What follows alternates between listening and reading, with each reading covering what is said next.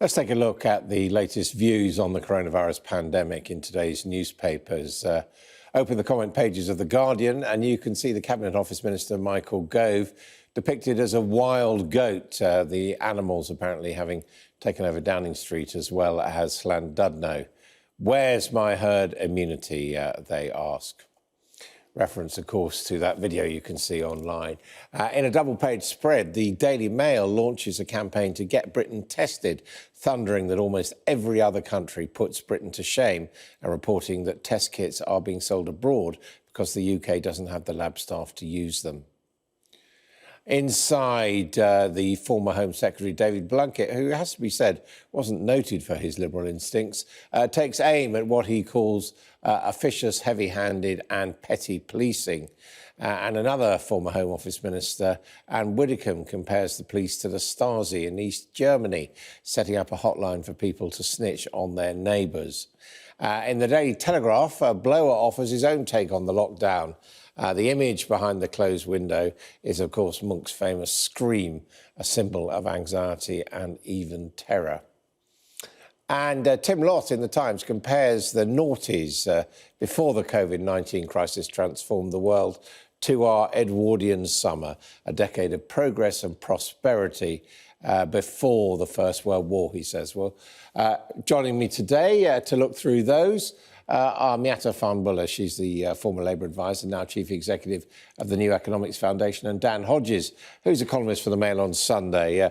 Nice to see you both. Miatta Fahnbulleh, quite something, isn't it, when we've got the Mail, and it's actually joined by the Sun as well today, and the Express, all putting the boot into a Tory government.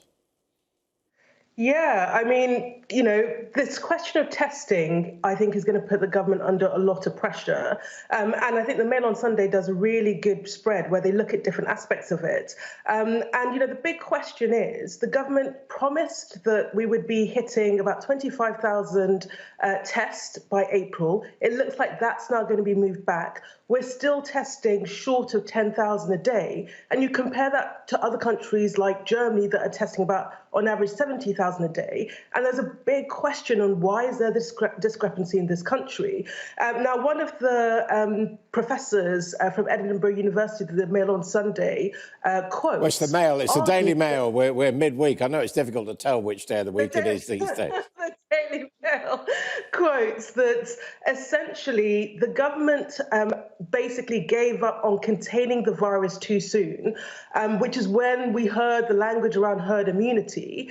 And the government has now changed track and is trying to suppress the virus, but they didn't do the planning in order to get the level of test that we need in order to contain this. And the lesson from countries that have been successful, like South Korea, is unless you test, but also you contact trace. So who have people who have the virus been in touch with, and you look to isolate them. Unless you do that, you cannot contain this. And we're now in lockdown, and unless the government has an effective plan for testing and containment, we don't know how long this lockdown will last for. Do you think this is just what journalists do, that they are critical, that they look for the faults, or is there actually something more important here? Because we have to remember that, you know, the World Health Organization did say testing was the answer. Test, test, test. That was repeated by government ministers, and yet they don't seem to have given it a priority. No, so I actually don't think the media are being unfair. And actually, I think across the piece, everyone has been really, really constructive. The opposition parties have been constructive, because in the end, this is a national crisis that everyone wants us to solve.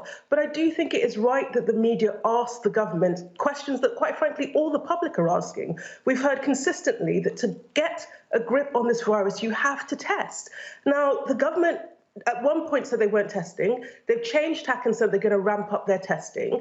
And they are not testing at the level that other countries are, which raises a question, how on earth are you going to get a grip on this virus? So I think it's right to challenge them. And at some point, they're going to have to explain, you know, so, you know, there might be completely legitimate reasons, which is we shifted our tact too late. And then we decided to test en masse. We are now struggling to get the key things that we need from swabs through to the testing agents that we need in order to do this. And that's the thing that's now the big constraint.